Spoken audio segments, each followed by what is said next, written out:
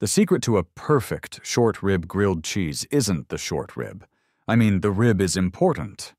You've got to braise it for 6 hours in a concoction of dark beer, beef stock, and secrets I'd sooner confess to a felony than reveal. It has to be so tender that a stern look could make it fall apart. And yeah, the cheese is crucial.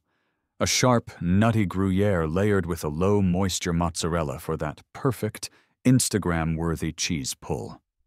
The bread, a thick-cut brioche, has to be slathered in clarified butter, not regular butter. I'm not an animal. And toasted to a golden brown that whispers promises of crunchy, buttery bliss. But the real secret? The secret is serving it out of a 24-foot monument to freedom that smells faintly of propane and glorious, glorious victory. My food truck, the Culinary Comet, was my Sistine Chapel on wheels. I'd spent 10 years as a line cook, getting screamed at by chefs with more tattoos than social skills, all while dreaming of this. I saved every dime, poured my soul into a business plan, and bought this magnificent beast. Gleaming stainless steel, a flat-top grill seasoned to perfection, and a custom vinyl wrap of a cartoon rocket ship blasting through a galaxy of burgers and fries. It was without a doubt the most beautiful thing I had ever owned. And from my prime parking spot, right here on the curbside, in front of my own beige-on-beige suburban house, she looked like a spaceship that had landed in a field of intensely boring daisies. This was my ritual. Every evening after a gig, I'd park her, plug her into charge, and give her a wipe down. It was my way of tucking my dream in for the night. "That's quite a large vehicle you have there, Frank." The voice was like nails on a chalkboard made of artisanal, locally sourced chalk. I didn't even have to turn around. The air temperature drops about 5 degrees whenever she's near. Brenda from across the street. I slowly turned, polishing a smudge on the chrome bumper with theatrical focus. Brenda stood on the edge of her lawn, a lawn so unnaturally green and uniform it looked like it was rendered by a computer. She was wearing a beige visor, beige capri pants, and a beige polo shirt. Her entire existence was a tribute to the color of boredom. "Must be hard to see around it when you're pulling out of the driveway," she added, her voice dripping with the kind of faux concern that curdles milk. I gave her a wide, insincere smile. "Keeps my reflexes sharp, Brenda. It's either this or daily Sudoku. Gotta keep the mind nimble, you know?" She didn't smile back. Her lips just formed a thinner, tighter line. The covenants of the Pleasant Valley Homeowners Association are quite clear about obstructions to the neighborhood aesthetic. "Is aesthetic the new word for anything you personally don't like?" I asked, turning back to my truck. "I'll have to check the new dictionary." I heard a little huff, the sound of a steam-powered hamster wheel of indignation spinning in her brain, and then the soft thwack of her orthopedic sneakers retreating back to her beige fortress. I shook my head and went back to my polishing. People like Brenda were background noise. They were the human equivalent of a low, persistent hum you only notice when it's gone. My business was booming. I was my own boss. And I got to park my glorious spaceship right in front of my own house. Life was good. What could she possibly do? That question, which I now realize was pure, unadulterated hubris, was answered 2 days later. I'd just gotten back from a lunch rush at a tech campus downtown. Sold out of everything. A shower of cash and compliments. I was on top of the world. As I walked up my driveway, I saw it. A piece of paper, folded crisply, tucked into the handle of my front door. It wasn't a flyer for a lawn service or a pizza place. It was thick, heavy paper. Official paper. The kind of paper that costs you money. My stomach did a little flip. I pulled it out. It was a formal letter from the City of Pleasant Valley, Department of Code Enforcement. My eyes scanned the dense, jargon-filled paragraphs, but a few phrases jumped out like caffeinated kangaroos. In violation of City Ordinance 74B. Prohibition of commercial vehicle storage in a residential zone. Vehicle exceeding 20 feet in length and or 8,000 pounds gross weight. Must be removed from public view and stored in a designated commercial or industrial zone. And the kicker, underlined for maximum soul-crushing emphasis. Failure to comply within 14 calendar days will result in a daily fine of $250. I read it again, and a third time. My brain just couldn't process it. Ordinance 74B? It sounded like something passed in 1952 to keep ice cream trucks from disturbing afternoon naps. I'd been parking here for 2 years. 2 years. Never a problem. Never a word from anyone except her. I looked across the street. Through her perfectly clean picture window, I could see the faint outline of Brenda, standing motionless, watching me. I knew, with the certainty of a man who knows exactly how long to sear a scallop, that she was behind this. She hadn't just complained to the HOA, she'd gone nuclear. She'd dug through the city's ancient, dusty tomes of forgotten laws until she found the perfect weapon to slay my beautiful chrome-plated dragon. My dream wasn't being threatened by a bad economy or a business rival. It was being dismantled by a woman whose biggest thrill in life was synchronized sprinkler schedules. I crumpled the letter in my fist, the thick paper crinkling in protest. The rage was a hot, molten thing in my chest. I stared at my own front lawn, a perfectly average, slightly patchy rectangle of green suburbia. Useless. An empty stage. Or was it? A storm was brewing in my mind. Not a storm of despair, but a storm of pure, unadulterated, spiteful inspiration. If she was going to use the full force of the law to ban my truck from the street, then I was going to have to get creative. I was going to have to get petty. I was going to bring the fight right to my own front door. The first 24 hours were a blur of impotent rage and frantic Googling.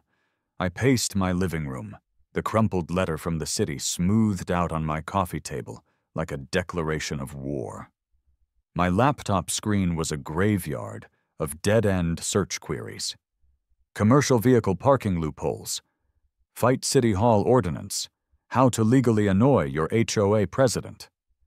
The internet, for all its wisdom, offered little more than links to expensive lawyers and forums filled with people complaining about the exact same thing. It was a support group for the bureaucratically screwed. I called the Department of Code Enforcement. The woman who answered sounded like she was powered by lukewarm coffee and shattered dreams. I explained my situation. Ordinance 74B is very clear, sir, she droned, her voice devoid of any human emotion. But it's my own business! I park it in front of my own house. I'm not bothering anyone, I pleaded, conveniently forgetting about Brenda. The ordinance doesn't make exceptions for convenience, sir. It's about zoning. Residential is for residing. Commercial is for commercing. Did you just make up the word commercing? A sigh. The sound of 1,000 identical phone calls crashing over her in a wave of beige apathy. You have 13 days, sir. Click. Defeated, I collapsed onto my front porch steps with a cheap beer that tasted like surrender. The sun was setting, painting the suburban sky in hues of orange and pink that were far too beautiful for the mood I was in. I watched the neighborhood kids playing. A little girl was meticulously drawing a hopscotch grid on the sidewalk with chalk. 2 boys were having a water gun fight, their shrieks of laughter echoing down the street. Then I saw him. Little Timmy from 3 houses down. He was maybe 5 years old, pedaling furiously on a bright red tricycle. And tied to the back with a piece of twine was a slightly smaller, even brighter red wagon. He was making vroom-vroom noises, hauling a precious cargo of 3 very bored-looking teddy bears. I stared. Tricycle, wagon. My brain, which had been grinding its gears in a futile panic, suddenly lurched and clicked into place. An idea, a glorious, insane, and utterly beautiful idea began to form. The ordinance was about vehicles, commercial vehicles. It specified length and weight. My culinary comet was, without a doubt, a vehicle.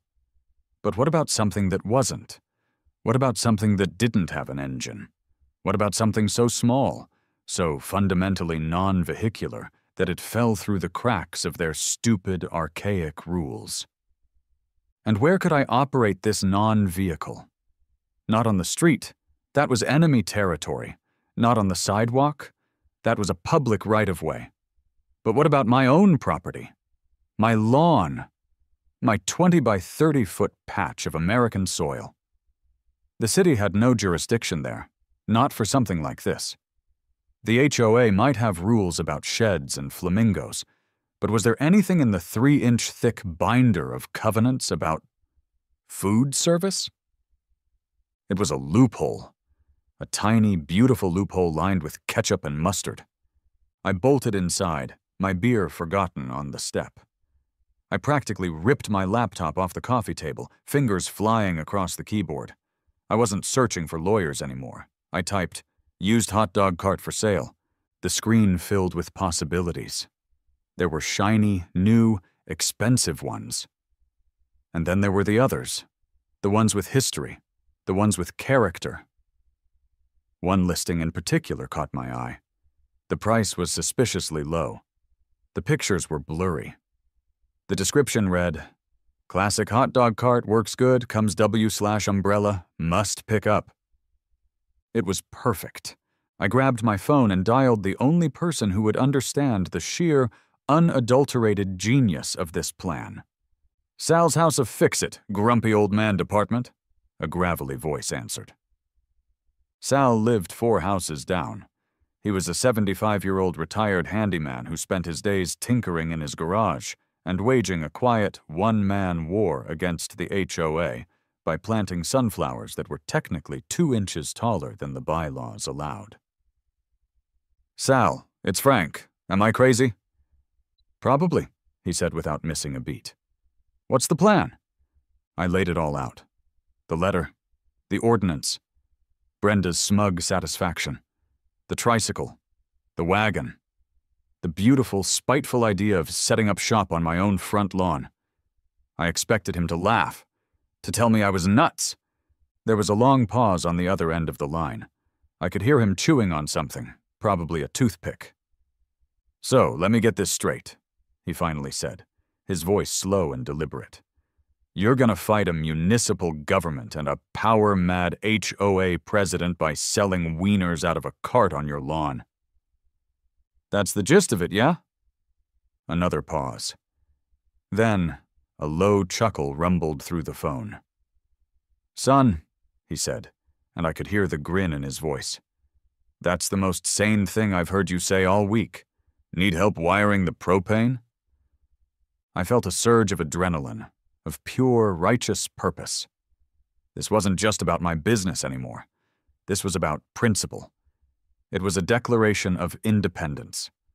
My lawn, my rules, and my rules were about to get delicious. The drive to acquire my new weapon of mass culinary disruption took me 2 hours outside the city, to a place where pavement gives way to gravel, and the houses are outnumbered by rusty cars on blocks. The address on the online ad led me to a trailer park that looked like it had lost a fight with a tornado, and then just decided to lean into the aesthetic. I found the right lot number and was greeted by a man named Skeeter. Skeeter was a walking, talking caricature. He had a mullet that was fighting a losing battle against baldness, a faded sleeveless t-shirt, and a singular, wandering eye that made it impossible to know if he was talking to me or to a particularly interesting squirrel behind me. "You here for the wiener chariot?" he asked, wiping grease from his hands onto his jeans. He led me behind his trailer to the prize. It was, well, full of character was one way to put it. Recently recovered from a crime scene was another. It was a classic hot dog cart, sure, but it looked tired. The stainless steel was dull and spotted with rust. The umbrella was a faded, sickly yellow, with a suspicious-looking brown stain. One of the bicycle wheels had a distinct wobble. "She's a beaut, ain't she?" Skeeter said, patting a dusty condiment tray. "This cart was once used on the set of a big Hollywood movie, a real action picture. Can't tell you which one, signed an NDA.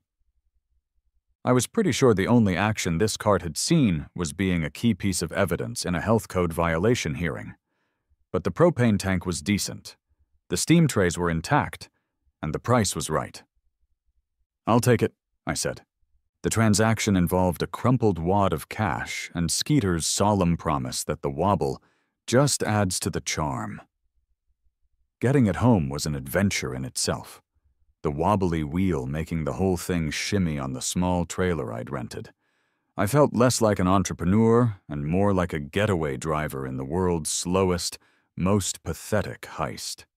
Back in Pleasant Valley, I parked my prize in the garage, away from Brenda's prying eyes.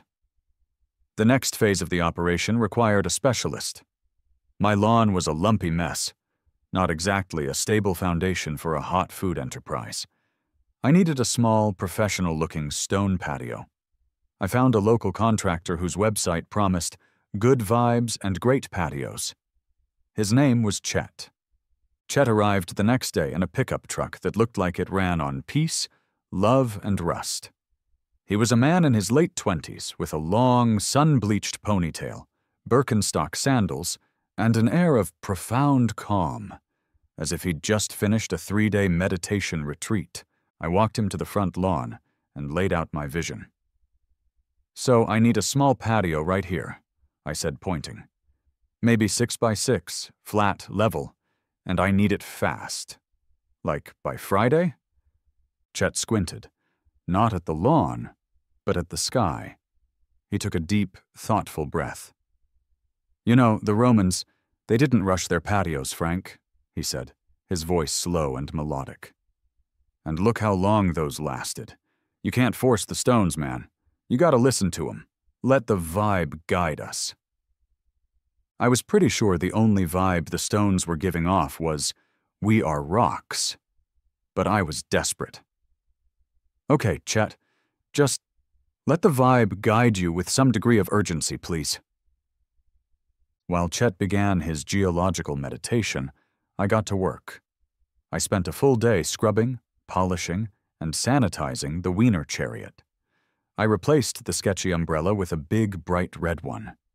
I bought a can of chrome polish and worked until the stainless steel gleamed with the light of 1,000 angry suns. I fixed the wobbly wheel with a well-placed washer and a prayer.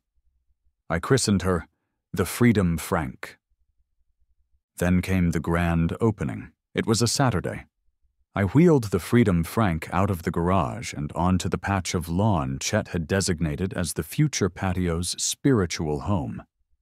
I hand-painted a rustic-looking wooden sign on a stake and hammered it into the grass. It read, "Frank's Lawn Dogs, because my lawn, my rules." I fired up the propane. The hiss and bloom of the flame was a beautiful sound.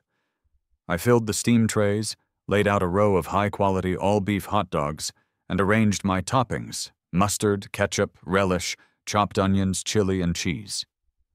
The smell of grilling onions soon filled the air, a fragrant declaration of war. For the first 20 minutes, nothing happened. I just stood there, a guy with a hot dog cart on his own lawn feeling profoundly stupid.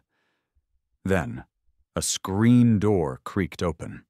Sal shuffled over from his house, a $5 bill in his hand. "One of everything, my boy," he declared loudly, for the benefit of any listening ears.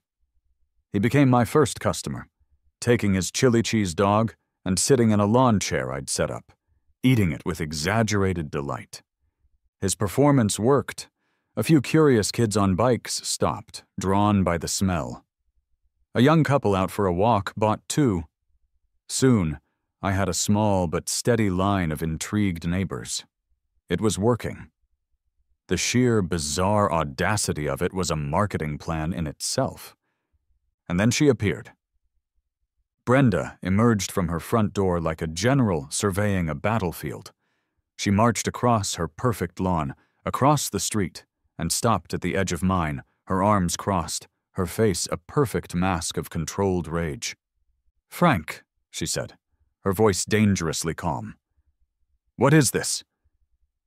"This, Brenda," I said with my most cheerful customer service smile, "is lunch. Can I get you a lawn dog? First one's on the house." "This is a flagrant violation of residential zoning and community standards," she hissed. "Actually, it's a celebration of private property rights and processed meats. Big difference. You want onions on that?" I gestured with my tongs. She stared at the cart, at the sign, at the small crowd of neighbors happily munching on hot dogs on my lawn.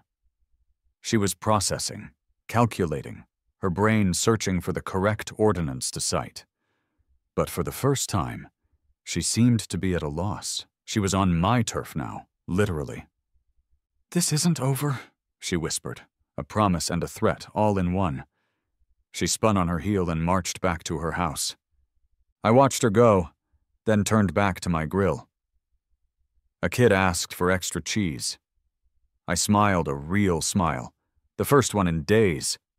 I had a line of customers, a grill full of hot dogs, and a cloud of delicious-smelling smoke wafting directly toward my enemy's house. This was more than just not losing.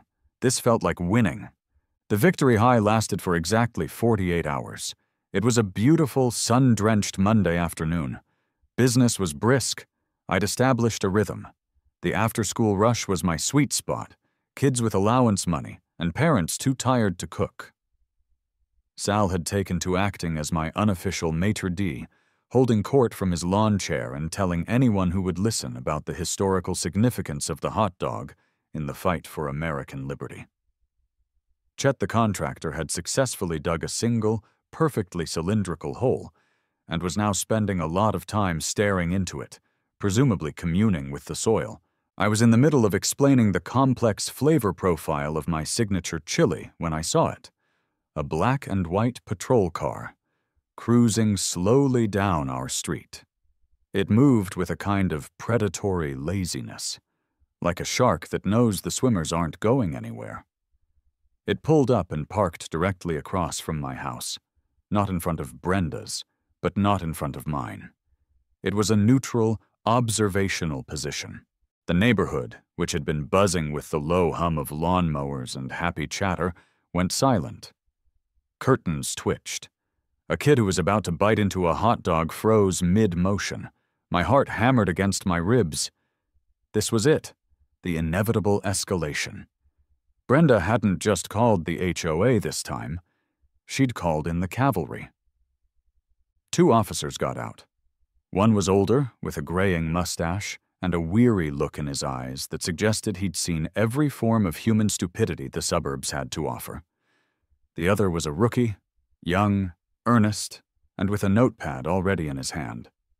They walked across the street, their boots making no sound on the asphalt, and stopped on the sidewalk bordering my lawn. They surveyed the scene. Me in an apron, a hot dog cart, a hand-painted sign, and about 5 customers who now looked like they were part of an active crime scene. The older one, whose name tag read Miller, spoke first. His voice was flat, tired. "Afternoon. Getting a lot of calls about this address." I wiped my hands on my apron, trying to project an aura of a calm, law-abiding citizen who just happens to sell encased meats from his yard. "Afternoon, officers. Trouble?" "So," Miller began, gesturing vaguely at my entire setup with his thumb. "Ma'am from across the street called, reported an unsanctioned commercial enterprise." The rookie, Davis, was dutifully writing this down. I leaned against the cart, affecting a folksy, aw-shucks demeanor that I hoped would be disarming. "Officer, I'm just a guy who really loves grilling for his friends," I said, giving him a conspiratorial wink. "A lot of friends, who sometimes, Give me a few bucks for the ingredients. Is friendship a crime in Pleasant Valley now? Because if so, you've got to take Sal in. He's the ringleader." I pointed my tongs at Sal, who gave a solemn nod. Miller's mustache didn't even twitch. "Your friend across the street mentioned health codes, zoning violations, and creating a public nuisance." This was the moment, the legal dance. I had rehearsed this in my head 100 times. "Well, let's break it down," I said, ticking points off on my fingers. "Public nuisance? The only noise is the happy sizzle of hot dogs, which I believe is scientifically proven to lower blood pressure. Health codes? I've got my food handler's permit right here." I tapped a laminated card I'd taped to the cart. "It's from my food truck, still valid. Everything is stored at the proper temperature, and I assure you, my condiment station is a model of hygiene." Davis, the rookie, looked impressed. Miller just looked bored. "And zoning," I continued, playing my trump card. "That's the fun part. The city ordinance, 74B, which I'm now intimately familiar with, prohibits parking a commercial vehicle in a residential zone. This," I patted the Freedom Frank, "is not a vehicle. It has no engine. It has no VIN number. For legal purposes, it's lawn furniture. Very elaborate, propane-powered lawn furniture. And I am on my private property. Not the street, not the sidewalk, my lawn." The two cops exchanged a look. It was a quick, subtle glance, but I could read it. It said, "This is why we didn't become lawyers." Miller sighed, a long, drawn-out sound of pure bureaucratic exhaustion. "Sir, I need you to stay here." He and Davis walked back to their patrol car. I watched them, my hands sweating. They sat in the car for what felt like an eternity. I could see Miller talking on the radio, then tapping on the laptop mounted between the seats. He was looking it up. He was actually checking my insane legal theory. Brenda was now standing on her porch, arms crossed, watching the whole thing with a smug, triumphant look on her face. She thought this was the end. Checkmate. After about 10 minutes, the officers got out of the car and walked back over. Miller's face was unreadable. This was it. The verdict. He stopped at the edge of my lawn again. "We've reviewed the city ordinances," he said, and my stomach plummeted. 74B, as you said, pertains to vehicles. We also checked zoning codes 11A through 19C, which cover home-based businesses. He paused, and I swear he was enjoying this. "And?" I prompted, my voice a squeak. "And," he continued, "those ordinances primarily apply to businesses operating out of the structure of the home. Accountants, therapists, that sort of thing. They're designed to prevent a constant stream of client traffic through a residential building." He looked from me to the cart, then back. "There is, as far as we can tell, no specific ordinance that prohibits a resident from grilling hot dogs on their lawn and accepting donations from friends." He said it. He actually said it.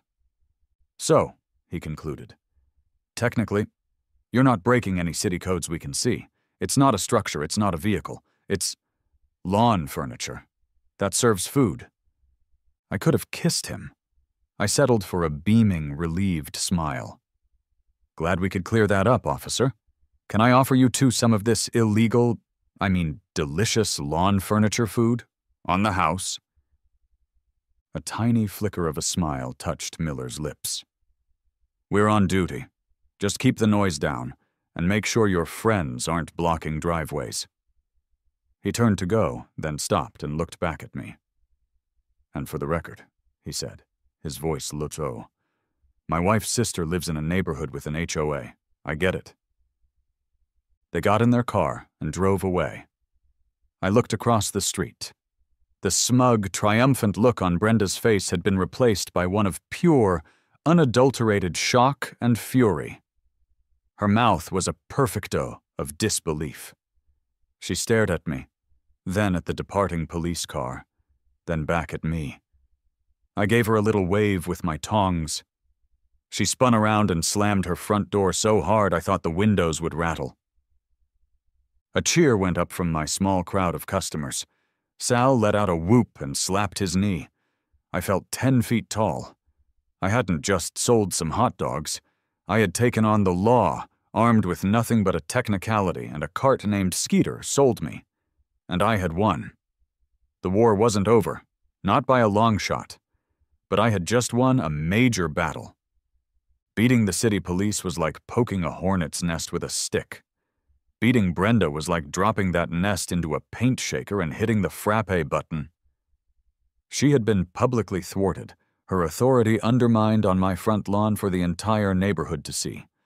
Her orderly world of rules and regulations had been successfully challenged by a man in a sauce-stained apron. She was not going to take it lying down.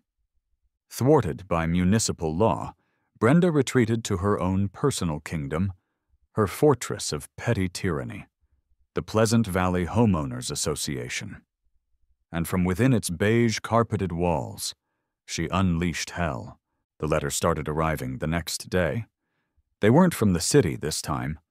They were on the HOA's creamy letterhead, featuring a clip-art logo of a happy, generic family standing in front of a happy, generic house. The tone, however, was anything but happy. They were official notices of violation, and each came with a threat of a fine. The first one was for the sign. Violation of Article 4, Section 2, unapproved signage. Apparently, my hand-painted Frank's Lawn Dogs sign was not on the pre-approved list of acceptable yard displays, a list I imagined was limited to for sale signs and small, tasteful flags during national holidays. Potential fine, $50 per day. I took the sign down. The next day I got another one. Violation of Article 6, Section 5, non-conforming lawn ornaments.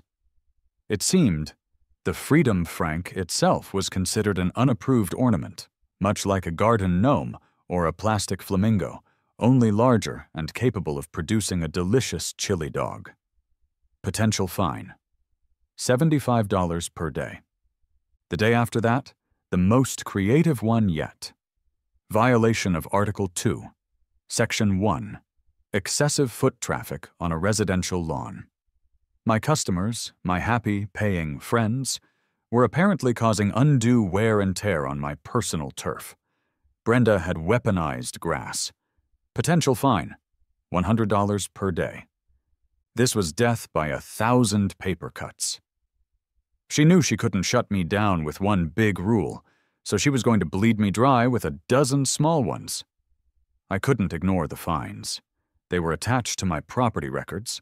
Unpaid, they could eventually lead to a lien on my house. This was no longer a quirky neighborhood dispute. It was a full-blown siege.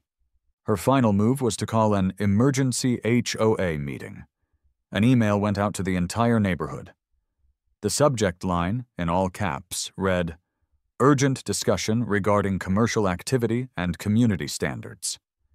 It was scheduled for Wednesday night at the community clubhouse, a sad, sterile building with uncomfortable chairs and bad fluorescent lighting. It was Brenda's home turf. I knew I had to go. This was the showdown. I put on a clean shirt, rehearsed a few sarcastic but poignant lines in the mirror, and walked over to the clubhouse, my stomach churning with a mixture of dread and defiance. The room was already packed and buzzing with nervous energy. It was split right down the middle, like a weird suburban church service.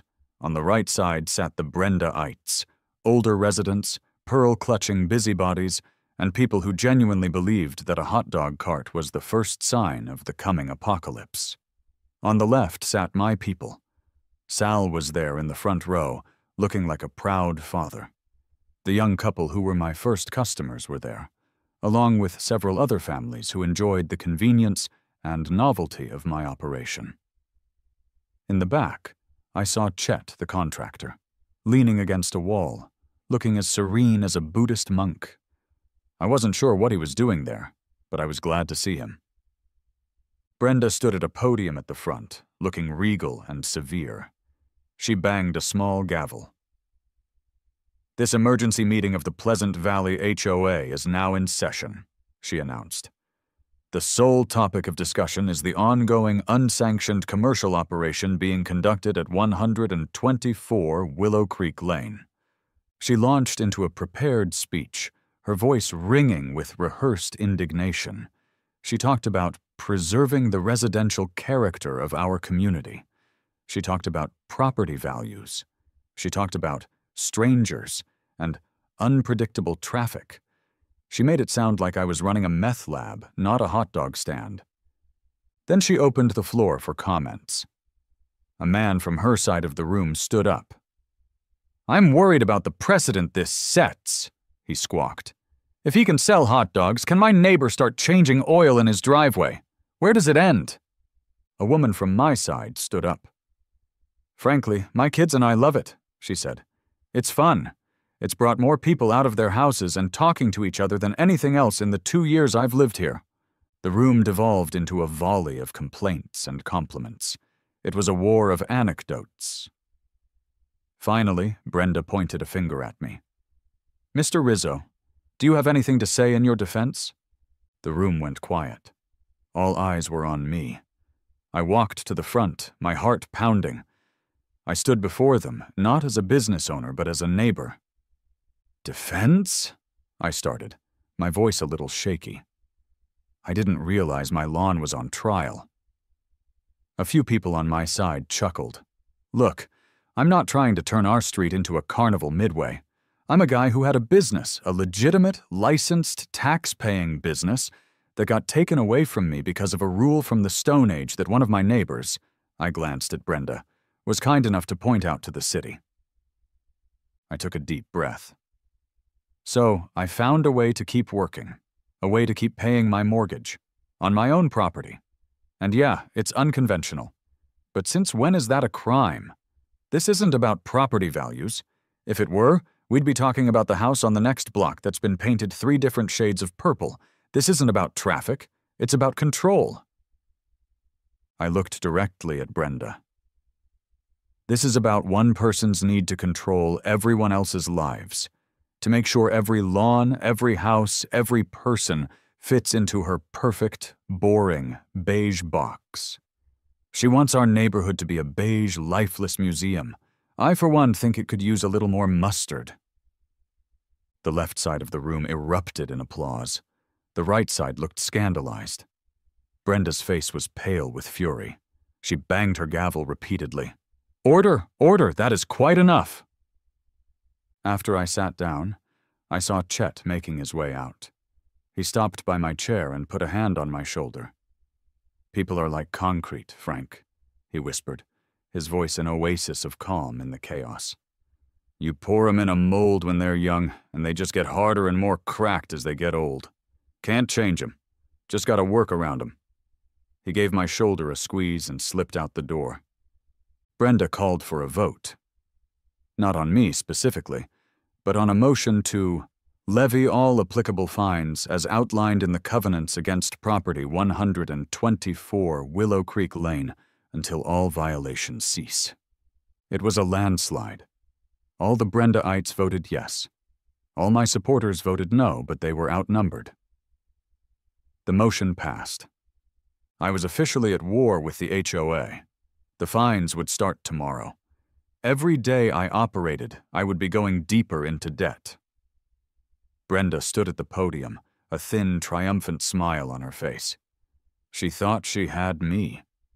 She thought she'd finally found a way to crush the Freedom Frank. Losing the HOA vote felt like a body blow. The daily fines were real, and they were adding up. For a few days, a cloud of despair hung over the Freedom Frank. I was grilling hot dogs with the enthusiasm of a man filling out his own tax forms. Every dollar a customer handed me felt like it was already earmarked for Brenda's war chest. I was working just to pay the fines for the privilege of working.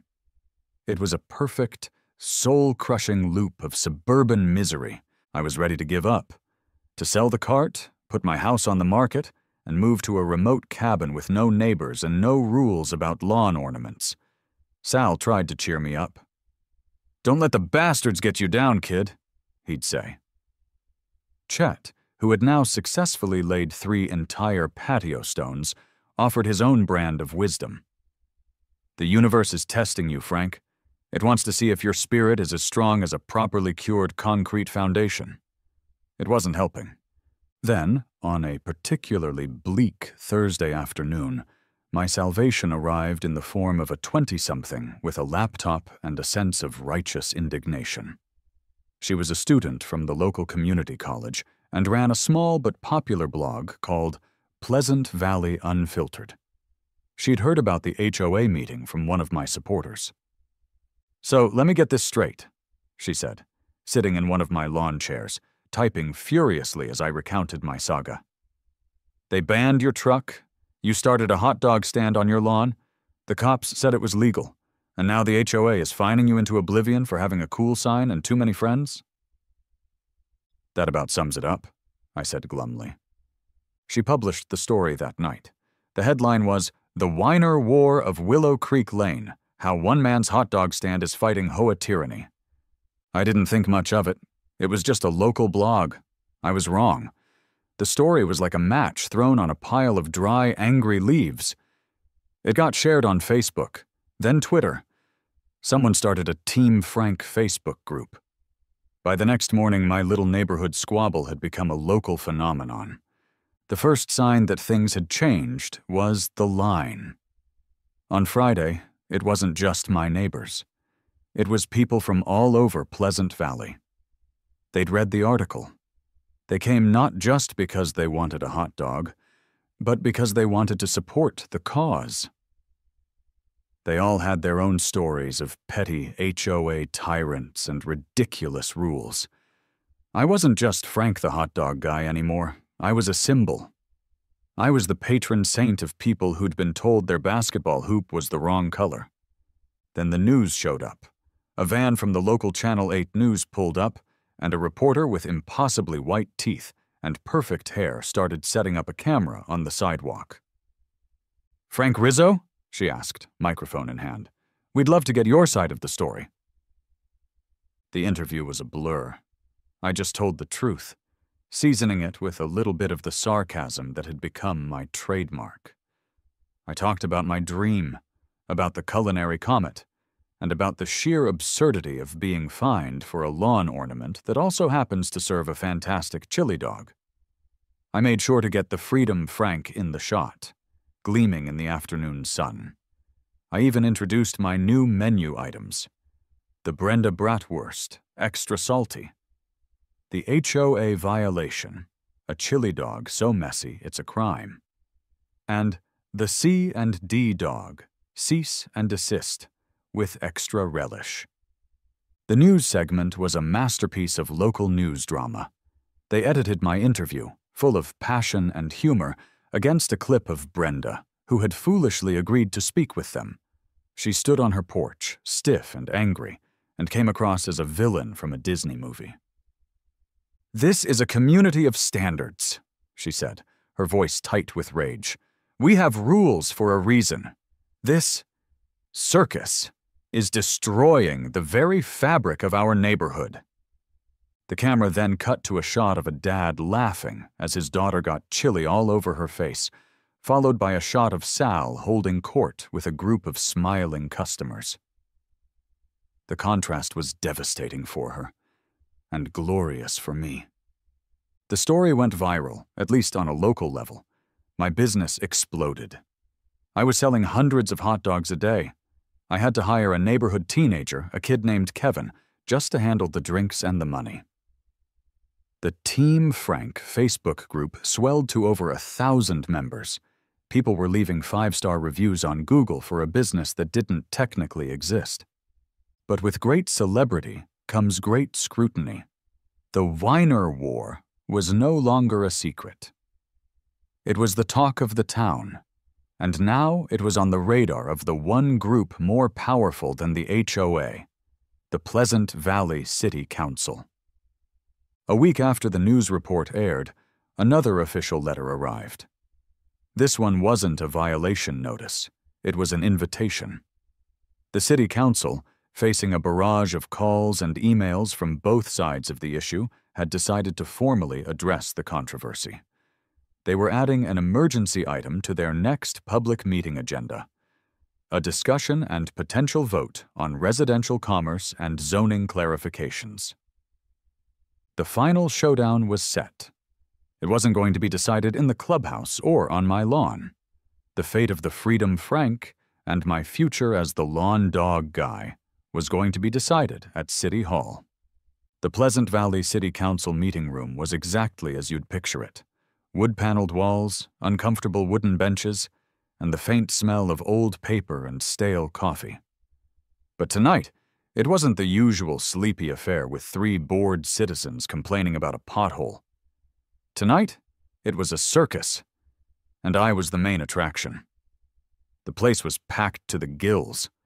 I sat on the right side with my army. Sal was there, wearing a Team Frank t-shirt someone had printed, looking like a proud, grumpy general. Kevin, my teenage employee, was there with his friends. Dozens of my customers and supporters from the Facebook group filled the benches behind me. On the other side of the aisle sat Brenda and her crew, a phalanx of beige-clad HOA loyalists who looked like they were attending a funeral for fun. At the front, on a raised dais, sat the 5 members of the city council. They looked overwhelmed, like substitute teachers who had lost control of the class. The council president, a man named Henderson, banged his gavel. "We will now address Agenda Item 7C, he announced, his voice strained. "A discussion and potential vote on residential commerce and zoning clarifications." He opened the floor for public comment, limiting each speaker to 2 minutes. It was a parade of suburban passion. A man from Brenda's side got up and delivered a slippery slope argument. "Today it's hot dogs," he warned, his voice trembling with imagined chaos. "But what's next? Auto repair on lawns, petting zoos in driveways? This is about the sanctity of our homes." A young mom from my side got up next. "The sanctity of my home has been a lot more fun since Frank started his business," she said, bouncing a toddler on her hip. "It's a place for my kids to get a treat. It's a place to meet neighbors. It's the best thing to happen to Willow Creek Lane in years." Speaker after speaker, a volley of praise and condemnation. Brenda was up next. She didn't shout. She was smart. She strode to the podium with a folder full of notes and photos. She gave a polished, professional presentation, speaking in a calm, measured tone about ordinances and precedents.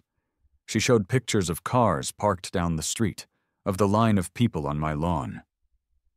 "This is not about one man's hot dogs," she concluded, her voice dripping with condescension. "This is about the rule of law. It's about protecting the investment we have all made in our homes and our community.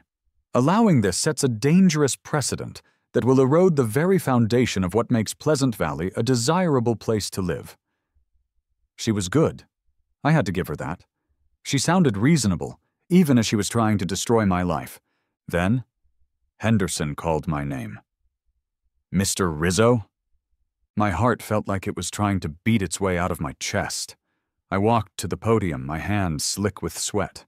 I had a few notes scribbled on a napkin, but looking out at the faces, some friendly, some hostile, I knew they were useless. I cleared my throat. "Good evening," I began. "My name is Frank Rizzo, and I'm the guy who sells hot dogs on his lawn." A few chuckles from my side of the room. I didn't plan for any of this. A few months ago, I was just a guy with a food truck. A legal, licensed, successful food truck called the Culinary Comet. That was my dream. I looked over at Brenda. Then, thanks to a very, civic-minded neighbor, that dream got shut down by an old, forgotten rule. So I had a choice. I could give up, or I could adapt. I chose to adapt. I leaned into the microphone. "Look, I'm just a guy who wanted to sell a decent grilled cheese. Then I became a guy who just wanted to sell a decent hot dog.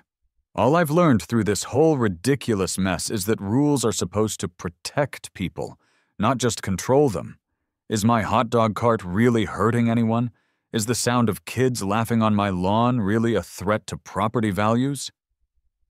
I looked at the council members, trying to make eye contact with each one. What I'm doing isn't eroding the community, it's building one. People who never spoke to each other are now standing in line together, talking. Kids are playing. It's not a nuisance, it's a neighborhood. And sometimes the best communities are built on a foundation of grilled onions and a little bit of defiance.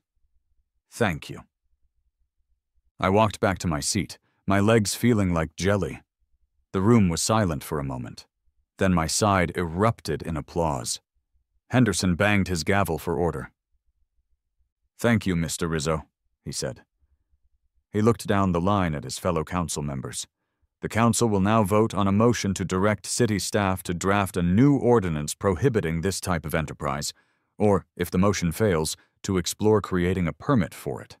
All in favor of prohibiting? My stomach turned to ice.